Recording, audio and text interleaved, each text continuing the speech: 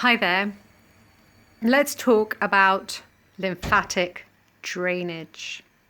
Now, a few years ago, when I was first diagnosed with breast cancer, I had the mastectomy and I had a whole load of leaflets given to me. But I threw the leaflets away. I didn't want to read all that stuff. But I knew, because I did a lot of my own research, holistic research, that I needed to do things like get on a rebounder and move my lymphatic system around, because like the blood has a pump, which is the heart, and it pumps the blood around the body. The lymphatic system only gets moved around the body through movement. So if you're jumping up and down on a rebounder, you're going to get that lymphatic system moving around the body.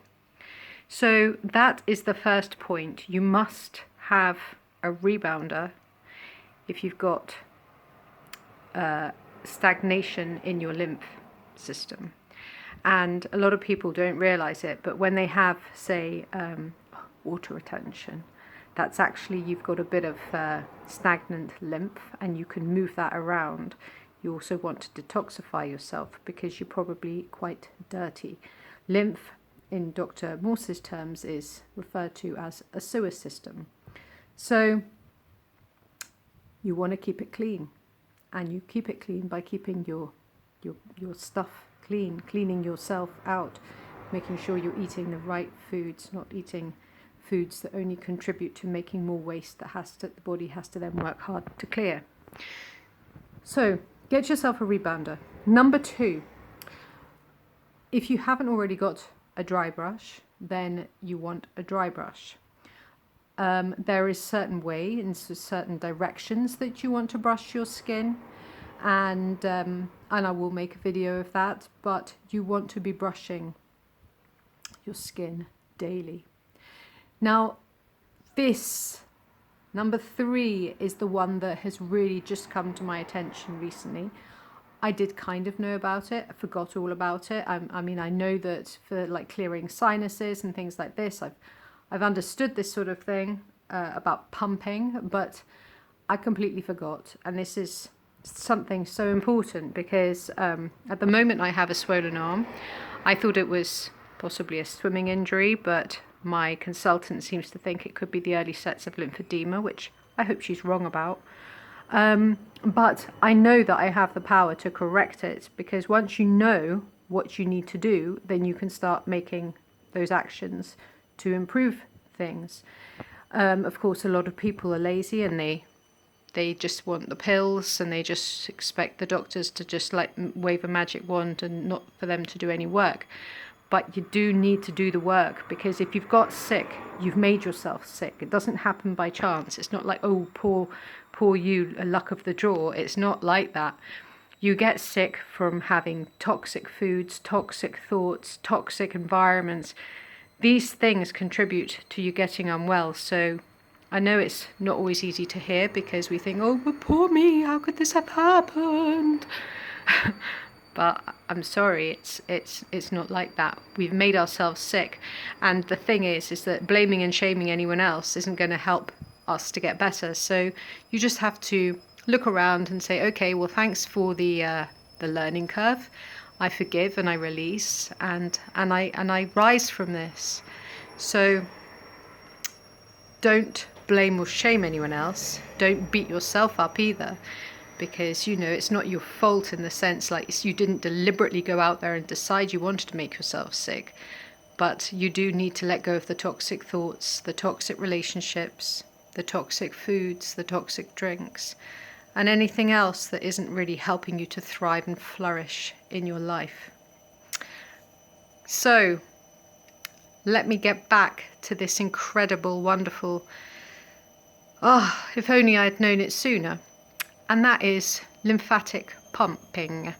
You do it yourself. Now, depending on where you have got the issue, depends on where you begin your lymphatic pumping.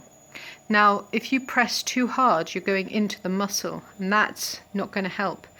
when you are dealing with lymph, you're literally moving your hands as if you're stroking like a cat. So you would start at the top and say, for example, this side of me is fine, no problem. This side of me is where I have the swollen arm. So I want to prepare my area so that this can then have somewhere to drain. So if I work here first and I haven't prepared my drainage system on the other side, it's going to just not going to help. So you start from the top and you just gently stroke here. In fact, you can do it really both hands at the same time. And you want to really do about 20 to 30 of those. Okay. Then you want to come under here and you want to just go up slightly. And you're going to do again 20 to 30 of these here. This is based just on my arm, okay? It depends on where you've got the issue going on. So you're doing it here, and then you're going to go to your stomach, and you're going to do it here as well. And that's where you've got a good big pool of lymphatic fluid that sits around there.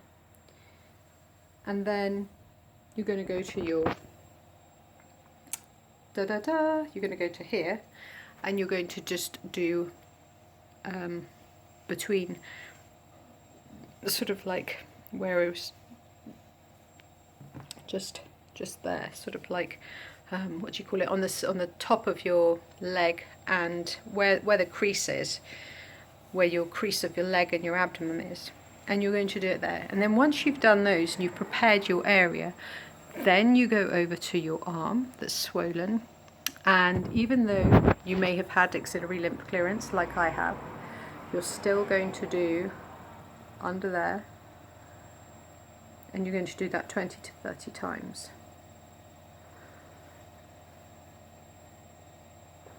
And as much as this sounds like as if like, oh, sounds like a lot of work, well, you know what, it's worth doing it, and there's been a great success rate from people that actually do follow this this advice, and that they do it, as make it a habit, and they do it every day. So I'm going to start doing this every morning, and I'll be able to see the improvements. I'll be able to tell you if there's improvements. I'm pretty sure there will be. Anyway, have a great day, look after yourself, eat well, be happy, be healthy. Peace.